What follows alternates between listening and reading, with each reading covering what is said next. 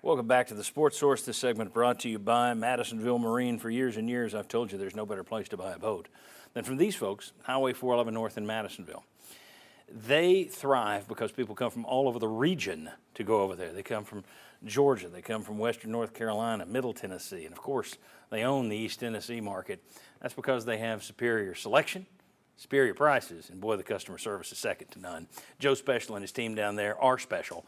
MadMarine.com to learn more, but I suggest you go on down to Highway 411 North in Madisonville. Why?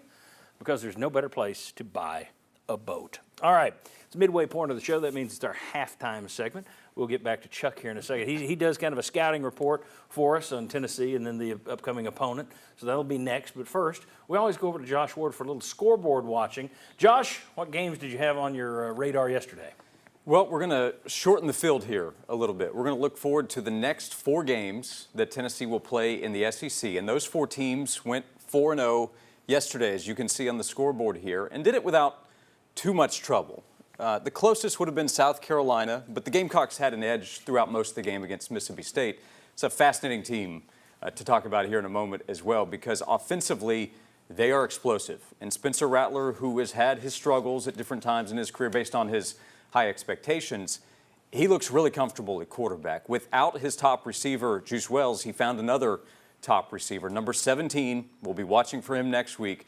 Xavier Leggett, he is a beast on the field, 6'3", 225, and he can run. Trey Knox, another big option, former receiver, converted tight end.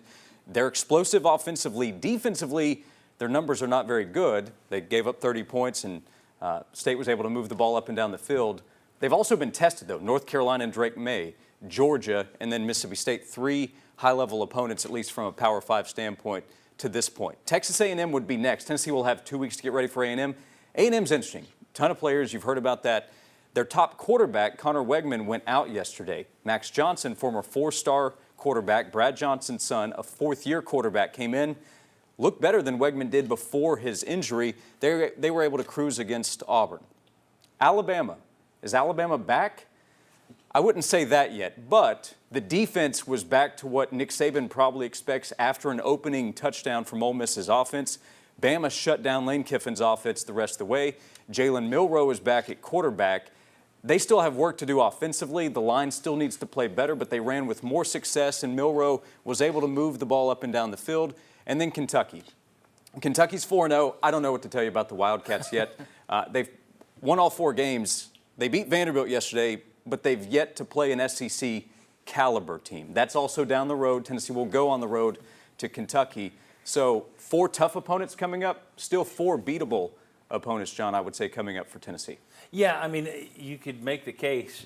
You wouldn't have to work too hard to convince me. Tennessee could win all 4 of those games because Alabama has not been up to snuff, or that Tennessee could lose all 4 of those games if something goes wrong. Thank you, Josh.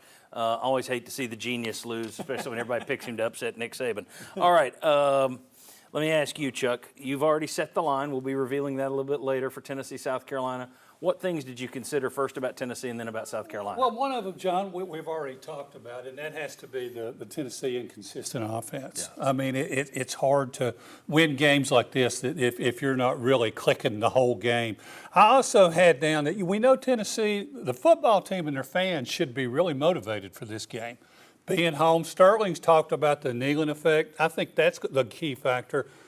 What about the injuries? Yeah. Joe Milton had to put a brace on his knee. You also have Jalen Wright, took a hard hit. That might have been, like he could have been concussed. Yeah, they said upper body injury. I think it was, the maximum upper body. I think it was his head. And we've heard about how the depth at receivers is kind of low. What about Ramel Keaton stretching out for that play, hitting his head? Yeah. That's landed on the ball. That's another one.